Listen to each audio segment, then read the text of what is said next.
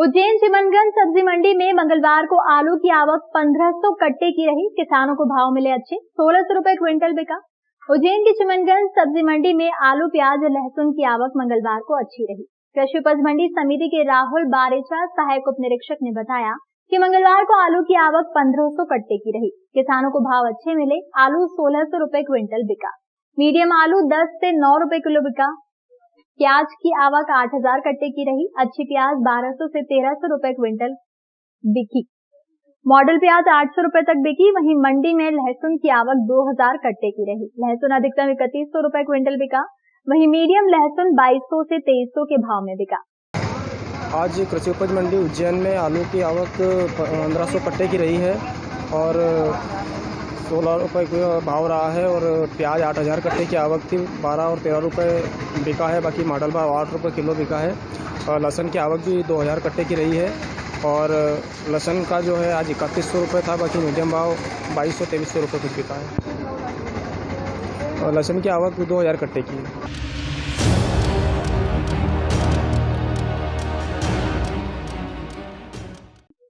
मध्य प्रदेश की आर्थिक राजधानी इंदौर में नगर निगम उपायुक्त के निजी सहायक और निगम के दरोगा के खिलाफ आय से अधिक संपत्ति के मामले में शिकायत के बाद ईओडब्ल्यू द्वारा 3 स्थानों पर छापामार कार्रवाई को अंजाम दिया गया। फिलहाल अभी कार्रवाई जारी है और उसी के बाद संपत्ति का आकलन किया जाएगा। इंदौर में नगरीय निकाय चुनाव के बीच अपर आयुक्त के पर्सनल असिस्टेंट मुकेश पांडे के यहाँ ईओडब्ल्यू ने छापामार कार्रवाई की है, जहां आय से अधिक संपत्ति पाई गई है। ये कार्रवाई सुबह 6 बजे से शुरू हुई, जो शहर के 3 स्थानों पर की गई। मुख्य रूप से संगम नगर स्थित मुकेश पांडे के घर और स्कूल सहित नगर निगम में ऑफिस पर कार्रवाई की गई है। इस कार्रवाई में करीबन 50 से अधिक ईओडब्ल्यू के कर्मचारी और अधिकारी लगे हुए हैं और इस कार्रवाई की पूरी monitoring Dhananjay Shah EOW SP कर रहे हैं। फिलहाल उनका कहना है कि कार्रवाई के बाद ही पूरी संपत्ति का आकलन किया जाएगा। ऊपरी तौर पर बताया जा रहा है कि संपत्ति करोड़ों में पहुंच चुकी है। कई प्लॉट और मकान सहित सोने चांदी के जेवरात भी मिलने की बात सामने आ रही है।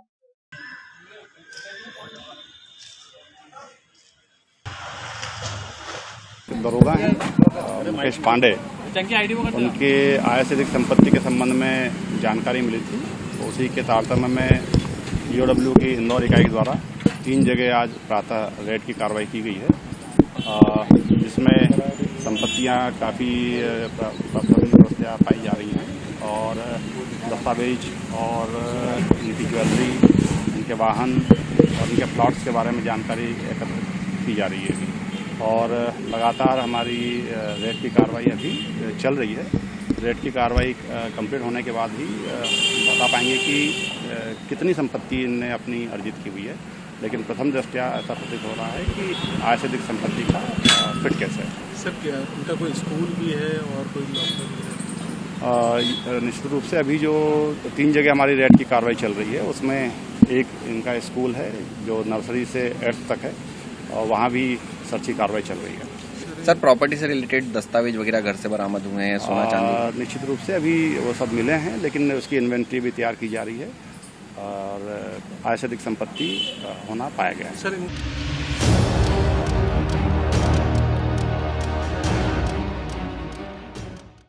पंचायत और नगरीय निकाय चुनावों की तारीखों के ऐलान के साथ ही प्रशासन और नगर निगम का अमला भी तैयारियों में जुट गया है। इंदौर निगम आयुक्त ने भी तैयारियों को लेकर विभागीय बैठक ली।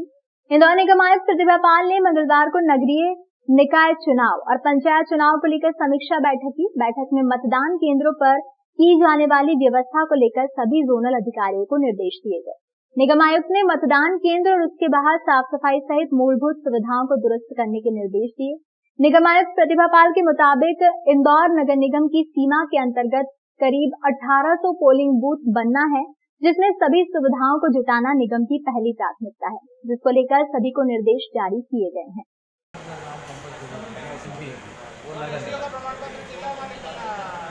नगर निगम क्षेत्र में 1800 के आसपास अपने पोलिंग बूथ टोटल आएंगे, जिनमें अपने लोगों को मतदाताओं की सुविधा की दृष्टि से जो मिनिमम असोर्ट फैसिलिटीज़ होती हैं वो तैयारी करनी है। तो उसमें सभी जगह काम शुरू हो गया है। सभी जगह वार्डों के काम, सभी वार्ड वाइज इन कामों को जमाया गया है। सभी जगह वेंडर्स काम कर रहे हैं। कुछ काम ऐसे होते हैं लाइट के, वो अंतिम समय में होते हैं। बाकी जो सिविल से संबंधित काम है, चाहे वो टॉयलेट को सही करने के हों, रैंप को बनाने को लेकर के हों, इन सभी चीज़ों पे काम लगातार चल रहे हैं।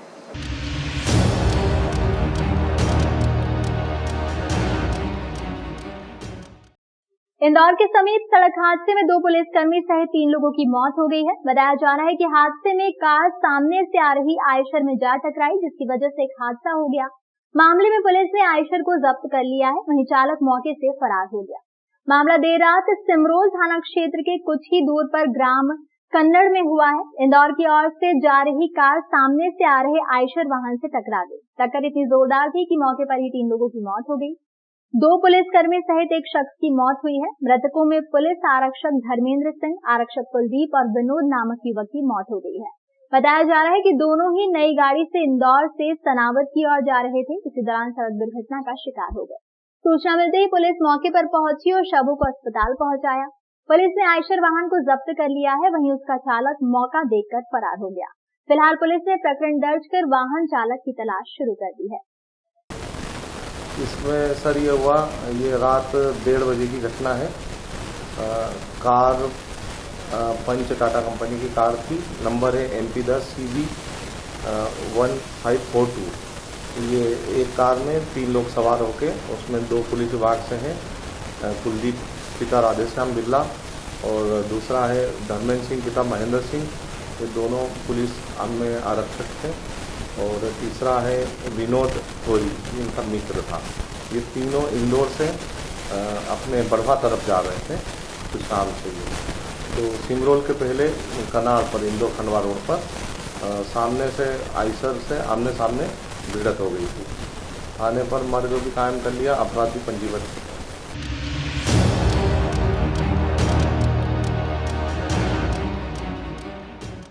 निकिता नाम की महिला के कागजात का दुरुपयोग कर महाराष्ट्र की नाबालिग को उज्जैन में शादी के नाम पर 80,000 में बेचा। पीड़िता ने लगाई न्यायालय में गुहार। पुलिस ने निकिता नाम की महिला को भी ढूंढ निकाला है, जिसका पंचनामा उज्जैन न्यायालय में प्रस्तुत किया गया। विगत मार्च महीने में उज्जैन के महाकाल थाना क्षेत्र अंतर्गत कुमारवाड़ा में लुटेरी दुल्हन का मामला सामने आया था। फरियादी सचिन ने अपनी नवविवाहित पत्नी पर आरोप लगाया था कि उसकी पत्नी शादी के कुछ दिनों बाद ही पूरे परिवार को दूध में नशीली दवा पिलाकर घर से रुपए और गहने लेकर भाग गई है। महाकाल थाना पुलिस ने इस पूरे मामले में आरोपिता निकिता को पकड़कर न्यायालय में पेश किया था, जहां से उसे जेल भेज दिया गया। लगभग 1 महीने जेल में रहने के बाद आरोपित महिला जमानत पर घर आई तो सारे मामले का खुलासा हुआ। दरअसल आरोपित महिला का नाम निकिता है ही नहीं, उसने किसी और के नाम से सजा काट ली है। आरोपित महिला की मां ने बताया कि उसकी बेटी को पड़ोस में ही रहने वाले कुछ लोग कैटरिंग के काम का कहकर लेकर गए थे और उज्जैन लाकर 80,000 रुपए में सचिन नामक युवक को बेच दिया। उनकी बेटी नाबालिग है, जिसके साक्ष्य भी उसने न्यायालय में प्रस्तुत किए हैं। आरोपित युवती ने बताया कि सचिन ने उसकी मर्जी के खिलाफ दुष्कर्म किया है। महिला के वकील चंदन गेरा के अनुसार निकिता नाम की महिला के कागजात का दुरुपयोग कर उनकी मुवक्किल से धोखे से शादी कराई गई है। पुलिस ने निकिता नाम की महिला को भी ढूंढ निकाला है, जिसका पंचनामा उज्जैन न्यायालय में प्रस्तुत किया गया है। चंदन गेरा के अनुसार अब वो इस पूरे मामले को लेकर हाईकोर्ट में याचिका दायर करेंगे। फिलहाल आरोपित महिला और उसकी मां उज्जैन में ही रेलवे स्टेशन और अन्य सार्वजनिक स्थानों पर रहकर अपना समय काट रही हैं। नाबालिग युवती और उसकी मां मंगलवार को जनसुनवाई में उज्जैन पुलिस अधीक्षक सत्येंद्र कुमार शुक्ल से मिलने पहुंची। हमारे बाजू में एक लेडीज रहती थी, वो कैटरर्स का काम करती थी। मुझे लेके गई, 1-2 बार घर पे लाके छोड़ी, बाद में फिर तीसरी बार जो मुझे लेके गई तो मुझे लाके नहीं छोड़ी। मेरी मम्मी बोली मेरी बेटी का है, तो बोलती हमको पता नहीं, मुझे इधर लाए, मुझे बेच डाली इधर। बाद में मैंने बोली और जिसके साथ मेरी शादी हो गई उसका नाम सचिन था, उसको बोली मैं नाबालिग हूँ, लोगों ने दूसरे आधार कार्ड लगाए, मुझे यहाँ पे बेच डाली। बोली मुझे मेरे घर जाना, तो बोली नहीं, बोले हमको मत बोल, मेरे साथ बलजबरी ऐसा कुछ गंदा काम करा उसने। मेरे को बोला तेरे को घर पे नहीं जाना, मेरे पास फ़ोन था, उसने फ़ोन भी छीन लिया था मेरे से और मेरे को बोलता था तू घर पे नहीं जाएंगे, बोले तो यहाँ पे रहेंगे। मेरी सास मेरे साथ अच्छा नहीं रहती थी, मुझे मार हान करते थे दोनों भी और मेरे को बोलते थे नहीं, के बोलते को अभी यहाँ पे बेच डाले। मैंने बोली मेरी माँ को पता नहीं, मैं नाबालिग हूँ, ऐसा बोल के उसने मेरे साथ रेप करे वाला है। मैं वहाँ से भाग गई तो उसने इल्ज़ाम लगाया मैं चोरी करके भाग गई। कितने में आपको बेचा था? कौन कौन लोग यहाँ लेकर आए थे आपको? 80,000 में। आपके नाम बताएं। उसका एक का नाम परमेश्वर था, एक का नाम नारायण था, एक का नाम विजू था और एक लेडीज़ का नाम माया था। तो 80,000 में मुझे इधर बेच डाले थे वो लोगों ने। नहीं, वो लोगों ने पहले 1-2 बार मेरे बच्चे के साथ में लेके गए थे और ला के छोड़े। दूसरी तीसरी बार लेके गए तो मेरी बच्ची को लाश नहीं उन्होंने यहाँ पे। तो मैंने उनको फ़ोन करी तो उन्होंने मेरे को गालियाँ दी। बाद में और फ़ोन करी तो बोले तेरी बच्ची हमको मालूम नहीं कहा था। मैं बोली तुमने मेरी बच्ची को लेके गए मेरे पास ला के छोड़ो। फिर मेरे को मोबाइल में आया 4-5 दिन के बाद, क्या बोले लुटेरी दुल्हन। मैंने मोबाइल में देख के वैसे महाराष्ट्र पुलिस चौकी में गई, उनको बोली ये तो मेरी बेटी है, मोबाइल में क्या आया। तो पुलिस वाले ने मेरे को बोले तेरी बच्ची को यहाँ अंदर काल डाले, बोले महाकाल उज्जैन में, वहाँ जा बोले। तो वहाँ से मैं यहाँ पे आई। बालिका की जब जमानत होने के पश्चात उसकी मां के साथ उसने जब हमारे साथ संपर्क किया, तब उसके द्वारा हमें बताया गया कि सचिन नामक जो व्यक्ति है और जो अन्य व्यक्ति हैं जिन लोगों ने यहाँ उसको सचिन के साथ ज़बरदस्ती उसका विवाह कराया गया है, और बालिका का ने हमें यह भी बताया है कि उसके द्वारा सचिन को ये तथ्य बता दिया गया था कि वो नाबालिग है और वो सचिन से विवाह नहीं करना चाहती है, परंतु सचिन द्वारा ज़बरदस्ती उसको ये कहा गया कि मैंने पैसा देकर तुझे खरीदा है, तो आज अब तू मेरी पत्नी है, और उसके साथ फिर उसकी मर्जी के बिना दुष्कर्म किया गया है। ये सब तथ्य बालिका द्वारा हमें बताए गए हैं। अब बालिका जो है उसकी माँ इस मामले में दोषी व्यक्तियों के खिलाफ कार्रवाई चाहती है, जिस संबंध में थोड़े समय पूर्व भी पुलिस अधीक्षक महोदय को शिकायत आवेदन दिया गया था, और आज दिनांक को पश्चात फिर दिया गया है, और हम यही चाहते हैं कि बालिका के साथ जो अन्याय हुआ उसे न्याय प्राप्त हो।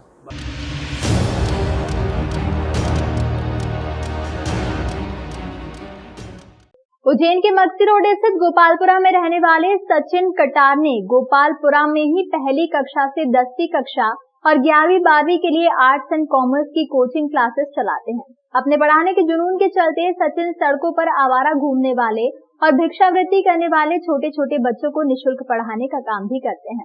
इसके लिए सचिन ने एक NGO भी बनाया है जिसका नाम तथागत श्रेयस संकल्पित शैक्षणिक व जन कल्याण समिति है। फिलहाल सचिन लगभग 35 बच्चों को निःशुल्क शिक्षा दे रहे हैं। बच्चों के कॉपी और पेंसिल का इंतजाम भी सचिन ही क्लास में पढ़ने वाले स्टूडेंट द्वारा दिए गए अनुदान से करते हैं। इसके लिए सचिन ने एक दान पेटी बनाई हुई है। सचिन का 5 साल का बेटा श्रेयस कैंसर से पीड़ित है, जिसका इलाज चल रहा है। सचिन अपनी क्लास से लगभग 20 से 25 हजार रुपए महीना कमा लेते हैं, जिससे उनकी आजीविका भी चल रही है और उनके बेटे का इलाज भी हो रहा है। फिलहाल इनकी इस निःशुल्क कक्षा को कोई विशेष अनुदान नहीं मिला है, लेकिन वो इसके लिए लगातार प्रयासरत है। चामुंडा माता स्थित पार्टी उद्यान में वो अपनी निःशुल्क क्लासेस संचालित कर रहे हैं। बच्चों की स्टेशनरी की व्यवस्था के साथ वो यहाँ पढ़ने आने वाले छोटे छोटे बच्चों के लिए अल्पाहार की व्यवस्था भी करते हैं। सचिन ने बताया कि कुछ समय से आर्थिक स्थिति ठीक नहीं होने के कारण फिलहाल वो बच्चों को स्वल्पाहार नहीं करा पा रहे हैं।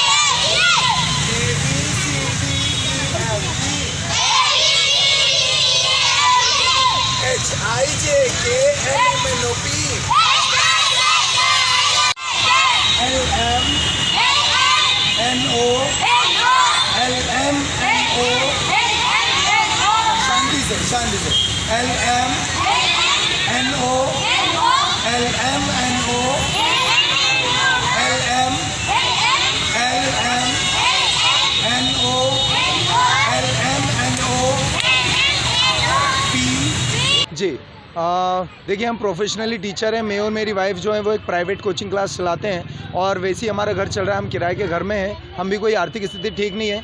लेकिन आपने जैसा पूछा प्रेरणा कहाँ से मिली, हमारा एक बच्चा है 5 साल का, उसको कैंसर है, तो हमने उसका काफ़ी जगह इलाज कराया, ट्रीटमेंट कराया, और उसका इलाज चल भी रहा है। लेकिन हम एक माता पिता हैं, हमारा बच्चा आज पीड़ित है, परेशान है। हमारे मन में ये फीलिंग उठी कि नहीं यार, अब हम शहर के ऐसे बच्चों के लिए जो सड़कों पे भीख मांग रहे हैं या जिनका गुजर बसर सड़कों पे ही हो रहा है, ऐसे बच्चों के लिए हम कुछ तो कर सकते हैं। क्योंकि जहाँ दवा असर नहीं करती है, वहाँ दुआएं असर करती हैं। और वाकई में पिछले 1.5 साल पहले मैंने मेरे ही बेटे के नाम से एक NGO शुरू करी, जिसको रजिस्टर्ड कराया, और 1.5 साल से अभी हमारे ये कार्य चल रहा है। काफ़ी बच्चों को हमने इस तरह से अभियान में जोड़ा है। जो बच्चे हमें सड़क पे मिल रहे हैं, जो भीख मांग रहे हैं, जो बेसहारा हैं, तो ऐसे बच्चों को हम जोड़ रहे हैं, उनके माता पिता को जागरूक कर रहे हैं, और उन बच्चों को लगातार यहाँ पर बुलाकर उनको स्टेशनरी उपलब्ध कराना, खाना पीना, दूध वगैरह हम सब प्रोवाइड कर रहे हैं। के लिए अभी फ़िलहाल मुझे कहीं से कोई आर्थिक सहायता नहीं मिल रही है, चूँकि अभी मैंने आपको बताया 1.5 साल पहले रजिस्टर्ड हुई है NGO, तो आर्थिक सहायता कहीं से नहीं मिल रही है। मेरे क्लासेस के जो बच्चे हैं, जो मेरे यहाँ पे पढ़ने आते हैं, वो बच्चों को मैं हमेशा मोटिवेट करता हूँ, और उन बच्चों का कहना है कि सर आप बहुत अच्छा काम कर रहे हैं। तो हमारे क्लासेस में भी एक कॉइन बॉक्स लगा रखा है, एक डोनेशन बॉक्स लगा रखा है। जितने भी बच्चे लेट आते हैं, कोई किसी ने बिना बोले छुट्टी मारी है, तो ऐसे बच्चे पेनल्टी के स्वरूप में 5-10 रुपये, 15 रुपये उसमें डोनेट करते हैं। तो मंथ में जो भी पैसा इकट्ठा होता है, उस पैसे से हम यहाँ पे बच्चों को उपलब्ध करा रहे हैं। साथ में कुछ हमारे ग्रुप के कुछ लोग जुड़े हुए हमारे साथ में, कुछ चुनिंदा, वो भी हमें सहयोग करते रहते हैं, तो उसके आर्थिक रूप से चल।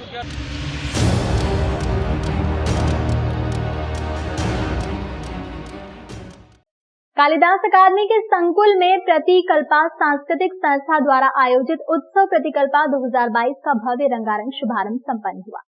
संस्था द्वारा नृत्य की 3 विधाओं भरतनाट्यम, लोक नृत्य और वेस्टर्न डांस की नृत्य कार्यशाला का आयोजन किया गया, जिसमें 2 वर्ष से लेकर 60 वर्ष तक की आयु के प्रशिक्षणार्थियों ने बड़े उत्साह के साथ भाग लिया। भाग लेने वाले कलाकारों की मंचीय प्रस्तुति उत्सव प्रतिकल्पा के रूप में आयोजित की गई।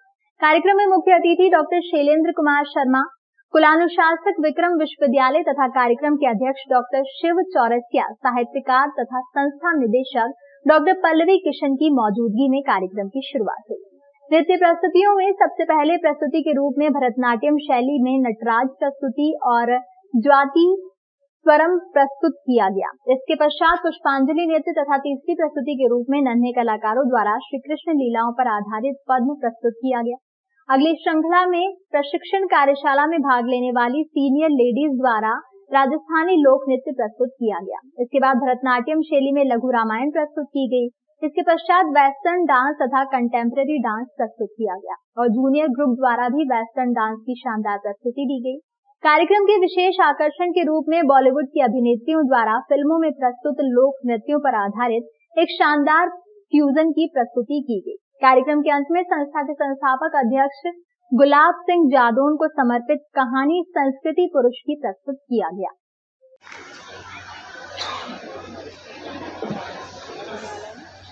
प्रतिभा को पहचान कर नृत्याचार्य गोकुल प्रसाद जी को उसे सौंप दी।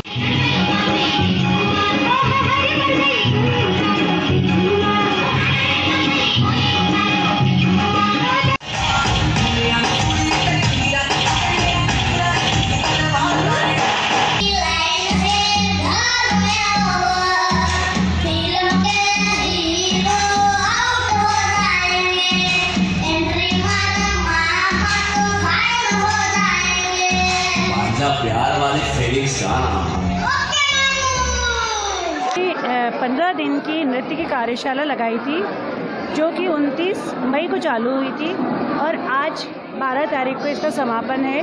हमने भरतनाट्यम जैसी सुंदर ऐसी साउथ इंडियन शैली जो सामान्य रूप से उज्जैन में नहीं सिखाई जाती है, तो हम चाहते थे इससे हम बच्चों को परिचित करवाएं। उसके अलावा ऐसी महिलाएं जो प्रतिभाशाली हैं लेकिन उनको मंच नहीं मिलता है, उनके लिए हमने खास करके लोक नृत्य का प्रशिक्षण रखा। और चूँकि पश्चिमी संस्कृति से भी हमारे जो बच्चे हैं उनका परिचित होना ज़रूरी है, तो वेस्टर्न डांस का भी हमने यहाँ पर प्रशिक्षण दिया। कौन सी संस्था द्वारा ये कार्यक्रम किया गया? प्रतिकल्पा सांस्कृतिक संस्था द्वारा ये आयोजन किया गया और ये 17वां वर्ष था जब हमने लगातार इस प्रकार की ये जो नृत्य की कार्यशाला लगाई है। कितने बच्चे थे? इसमें लगभग 150 स्टूडेंट्स ने भाग लिया और सबसे बड़ी बात है कि सबसे छोटा बच्चा 2 साल का था और जो सबसे बड़ी महिला थी वो 60 साल तक, यानी बचपन से 55 तक 55।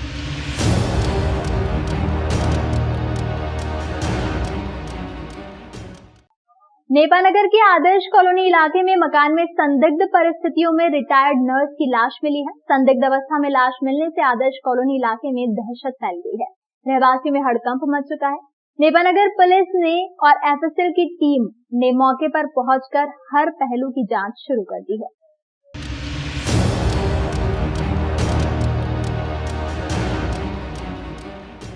ढोलबाजी के साथ नामांकन जमा कराने पहुंचे नेता को लूटना पड़ा। निकाय चुनाव में दिख रहे दिलचस्प नजारे। आगरमालवा नगरीय निकाय चुनाव को लेकर अब नगर में कुछ दिलचस्प नजारे देखने को मिल रहे हैं।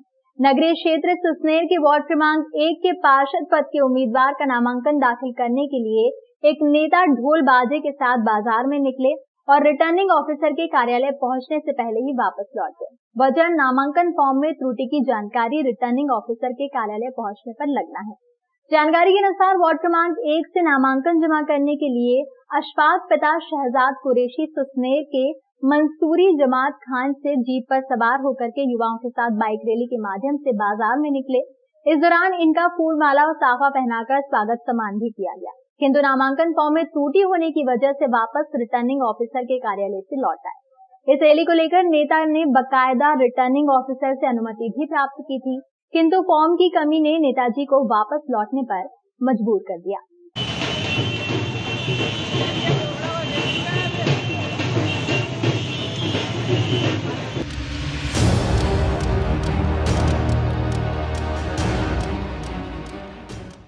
खुजनेर नगर के वार्ड क्रमांक 6 के वासियों ने किया चुनाव का बहिष्कार। राजगढ़ जिले के खुजनेर नगर में वार्ड क्रमांक 6 के रहवासियों ने आगामी होने वाले नगरीय निकाय चुनावों का बहिष्कार किया है, जिसके लिए उन्होंने वार्ड में रोड और नाली नहीं तो वोट नहीं के बैनर पोस्टर भी लगा दिए हैं।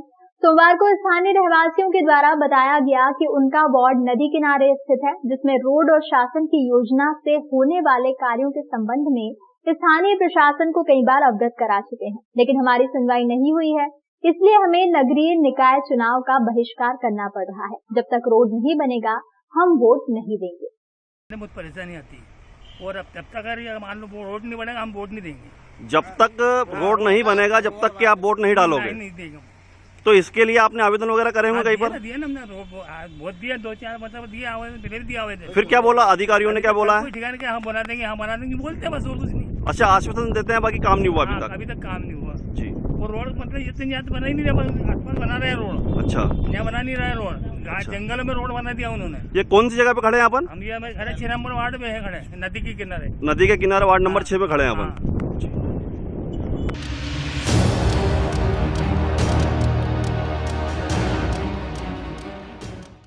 मैटरनिटी वार्ड में डिलीवरी के बाद जिंदगी और मौत के बीच झूल रही महिला के लिए फरिश्ता बनकर पहुंचा रक्तदाता। राजगढ़ जिला अस्पताल के मैटरनिटी वार्ड में भर्ती प्रसूता सुगन बाई, जिनकी महिला चिकित्सकों द्वारा डिलीवरी करवाई गई, जिसमें अत्यधिक ब्लड बह जाने से उनका HP बहुत कम लेवल पर पहुंच गया था, जिससे उनकी जान पर खतरा मंडराने लगा था।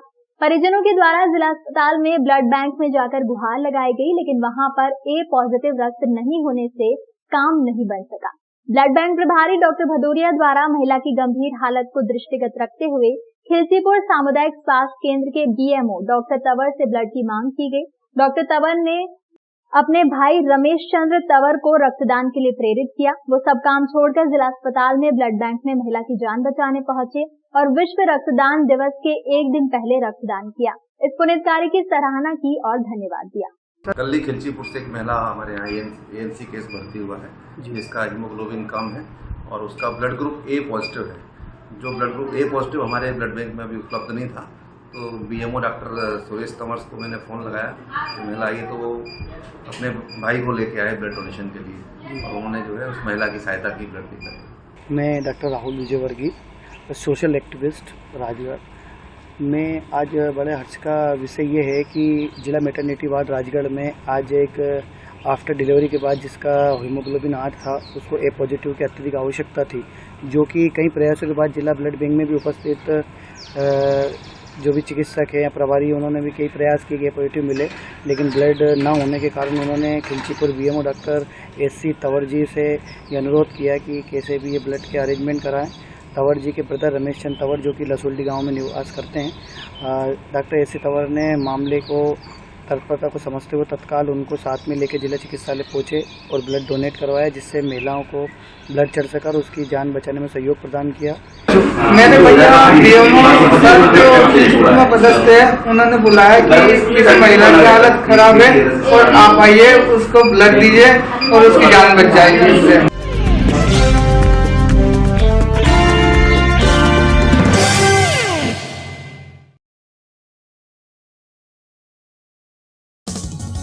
विदेश गांव शहर सब पे नजर, सबकी खबर, नया रूप है नए है रंग, सबको समेटे अपने संग। आपका अपना शहर का सपना दैनिक अवंतिका, दैनिक अवंतिका, दैनिक अवंतिका। राजनीति फिल्मी बातें सब कुछ ही हम इसमें पाते, घर होटल ऑफिस या दफ्तर, क्लर्क प्यून या हो फिर अफसर, सबका चहेता सबका प्यारा दैनिक अवंतिका, दैनिक अवंतिका, दैनिक अवंतिका।